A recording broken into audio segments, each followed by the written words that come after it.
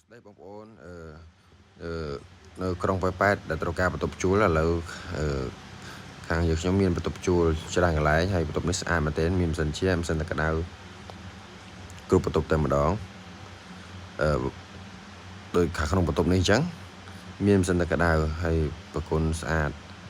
បន្ទប់ធំទូលាយហើយបងប្អូនចង់តាក់ទងខ្ញុំនឹងតម្លាក់ Telegram និងលេខទូរស័ព្ទក្នុងវីដេអូនេះឲ្យបងប្អូនហើយ